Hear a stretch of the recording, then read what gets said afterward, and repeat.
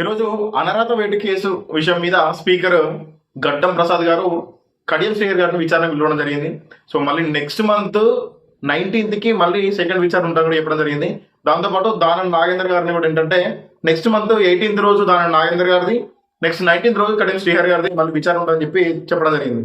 అయితే ఇక్కడ ఒక విషయం ఏంటంటే, మీరు బీఆర్ఎస్ పార్టీలో గెలిచి అంటే ఒక పార్టీలో గెలిచి ఇంకో ఏది అధికారంలో ఉంటే ఆ పార్టీలకి మీరు జంప్ అవుతారు. అంటే మీ ఆస్తులు కాపాడుకోవడం కోసం చెప్పి అనుకోవచ్చు, లేకపోతే మీకు ఇంకేమైనా భయాల వల్ల మీరు వేరే పార్టీకి జంప్ అయితే ఓట్లేసినటువంటి ఓటర్ల పరిస్థితి ఏంటి, మిమ్మల్ని నమ్ముకున్నటువంటి ఓటర్ల పరిస్థితి ఏంటి? మీరు అదే పార్టీలో ఉన్నారు కదా, మీరు ప్రజెంట్ మీరు ఒకవేళ నిజంగానే ఆ పార్టీలో ఉందని చెప్పి అనుకున్నప్పుడు ఈ పార్టీకి రాజీనామా అయ్యండి, వీళ్ళు ఇచ్చిన పదవికి రాజీనామా అయ్యండి. వీళ్ళు ఇచ్చినటువంటి ఓట్ల వల్ల మీరు గెలిచింది, వీళ్ళకి రాజీనామా వేసిన దమ్ము లేదు.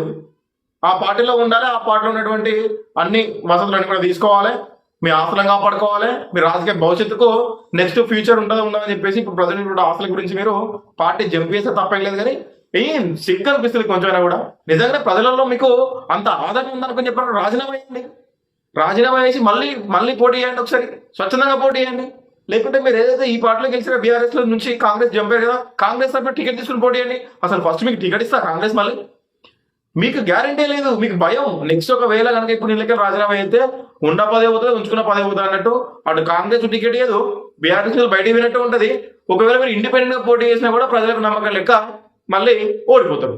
ఏం అంత భయం ఉన్న వాళ్ళు ఎందుకని చెప్పేసి ఏ ఒక పార్టీ నుంచి ఇంకో పార్టీకి జంపు కావాలి? రాజీనామా వేయాలి, కొంచెమైనా సిగ్గు సరకుండా రాజీనామా వేయాలి ఫస్ట్. దాన్ని ఎందుకు రాజీనామా చేస్తలేదు? ఇంకెన్ని సంవత్సరాలు చెప్పేసి దీన్ని పొడిగిస్తూ ఉంటారు. మరి కనీసం ఏ పార్టీలో ఉన్నారని చెప్పేసి కూడా మీ కార్యకర్తలకి అర్థమవుతలేదు కదా ప్రజెంట్. ఇప్పుడు మీరు కాంగ్రెస్ పార్టీలో ఉన్నట్ట, బీఆర్ఎస్ పార్టీలో ఉన్నట్ట? సో చూడాలి మళ్ళీ నెక్స్ట్ విచారణ 18th కి ఏమో దానం నాగేంద్ర గారిది, 19th కి కడియం శ్రీహరి గారిది ఉంది కదా. సో ఒకసారి దాని తర్వాతకి ఏం జరుగుతుందని చెప్పి చూడాల్సి ఉంటుంది.